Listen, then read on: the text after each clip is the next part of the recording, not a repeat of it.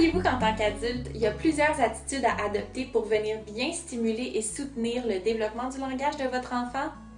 Laissez-moi vous présenter 10 conseils simples sur comment soutenir le développement langagier de votre enfant. Premier conseil, se mettre à la hauteur de l'enfant. De cette façon-là, il va avoir plus facilement accès à notre bouche, notre prononciation, mais également, il va sentir que le message verbal s'adresse vraiment à lui. Il va plus être à l'écoute de ce que vous allez lui dire. Deuxième conseil, imitez les productions de votre enfant. Surtout en bas âge, entre 6 mois et l'âge des premiers mots vers 1 an, votre enfant va commencer à babiller. Donc, imitez ses productions afin qu'il sache que ça a une visée communicative, ce qu'il tente de faire avec vous. Par exemple, si votre enfant dit « babibou », on peut dire « babibou ». Troisième conseil, décrire vos actions, nommer ce que vous faites. Si par exemple vous êtes en voiture, gênez-vous pas pour dire « je conduis »,« oh regarde, je vois un magasin »,« oh, il y a une voiture rouge en avant de moi ». Et même chose si vous êtes à la maison, n'hésitez pas dans vos actions de la vie quotidienne de nommer ce que vous faites. Par exemple, « je choisis le melon d'eau et je vais le couper ». Je coupe le melon d'eau. Mon quatrième conseil va de pair avec ce que je viens de vous dire, c'est-à-dire que vous pouvez stimuler le langage de votre enfant à travers toutes les activités quotidiennes. Ça ne prend pas du matériel spécialisé, ça ne prend pas de l'énergie nécessairement plus, il faut juste changer notre façon de voir les choses. L'heure du bain, l'heure de l'histoire, faire le souper, défaire l'épicerie, sont tous des moments où vous pouvez profiter de ces actions quotidiennes-là pour décrire ce que vous faites et pour stimuler le langage de votre enfant.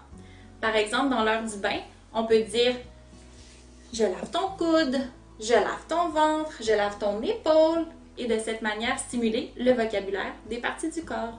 Cinquième conseil, quand vous êtes en train de jouer avec vos enfants, suivre ses intérêts. Il va être vraiment plus intéressé à vos propos si vous allez dans son champ d'intérêt.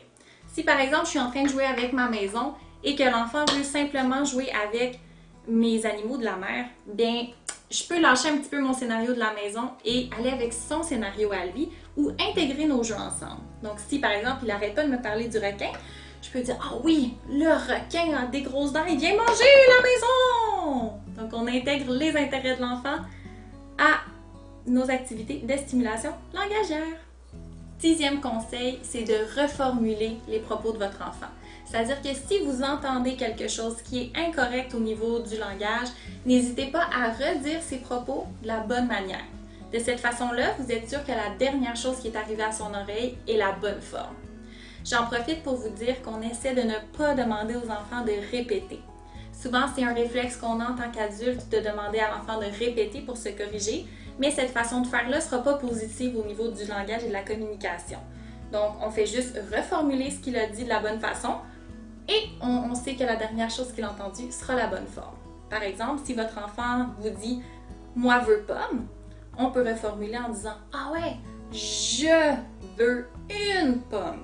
Donc, on essaie de mettre aussi l'accent sur ce qui avait été plus difficile.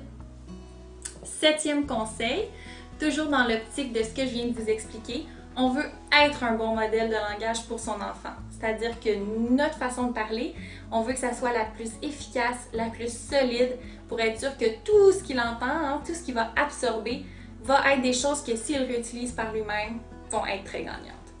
Mon huitième conseil est de poser des questions plus ouvertes que des questions fermées. C'est-à-dire que souvent, on va demander aux enfants « Est-ce que tu as faim? » Et la réponse va toujours être « oui » ou « non ». Ou bien « Est-ce que c'est un papillon? » Il va toujours devoir répondre encore « oui » ou « non ». Donc, on essaie de garder nos questions les plus ouvertes possibles afin d'amener une réponse plus élaborée de la part de l'enfant. Par exemple, lors de la lecture d'un livre, au lieu de toujours demander « c'est quoi? C'est quoi? C'est quoi? » on peut utiliser des questions ou plus ouvertes. « Oh, qu'est-ce que tu vois dans les images? » serait une meilleure façon d'utiliser la question. Neuvième conseil, quand vous jouez avec votre enfant, essayez de diminuer la pose de questions et faites plus de commentaires. Donc, commentez ce que vous faites dans le jeu, ça va inspirer l'enfant à produire ses propres productions en lien avec ce que vous faites. Donc, par exemple, je lave le bébé. Oh, il a faim. Attends. Je donne la banane au bébé. Oh! Oh! Il a mal au ventre. Je pense que le bébé a envie de boire du lait. Attends, j'arrive. Oh non, on n'a pas de lait. Oh, je pense que le bébé, il a faim. On va lui redonner de la banane. Oh, bébé. On va le coucher. Je pense qu'il est fatigué. Le 10e conseil serait d'offrir des choix à vos enfants lorsque vous voyez que c'est plus difficile pour eux de répondre à une question, de réaliser une consigne ou de trouver les mots adéquats pour dire ses propos. Donc, par exemple, si ici, on est en train de jouer à Monsieur Patate, on a beaucoup de plaisir, et je lui dis « Oh non, Monsieur Patate, il a mal au coude! » Et là, je vois que l'enfant n'a pas compris le mot coude, mais on ne se gêne pas de dire est-ce que le coude, c'est ça ici ou c'est ça? On peut offrir deux choix. Donc, comme la bouche, c'est souvent quelque chose de connu, l'enfant va aller trouver par lui-même le bon choix de réponse. Même chose avec des mots. Est-ce que tu veux dire, par exemple, que tu veux boire du lait ou de l'eau?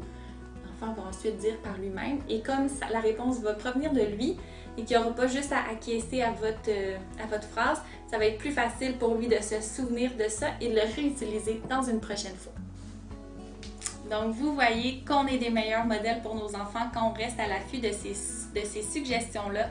Ce n'est pas des choses majeures ou des grands changements à faire dans vos vies, mais c'est juste une façon de percevoir vos attitudes parentales, vos attitudes en tant qu'adulte en milieu de garde et ça va vous aider à être des bons leviers pour le langage des enfants.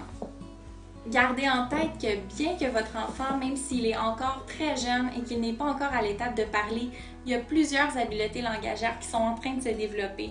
Par exemple, le contact visuel, l'attention verbale ou sa compréhension des mots va être là avant que ces mots sortent par sa bouche. Donc, c'est souvent le cas. Si vous dites, par exemple, « Est-ce que tu veux du lait ?» à un bébé, souvent vous allez voir sa réaction qui va changer parce que même s'il n'est pas encore capable de communiquer, il y a plusieurs mots qui ont déjà fait du sens pour lui. Donc, gardez en tête que dès le plus jeune âge, vous êtes des modèles langagiers pour vos enfants. Donc, on stimule le langage et ce, le plus longtemps possible.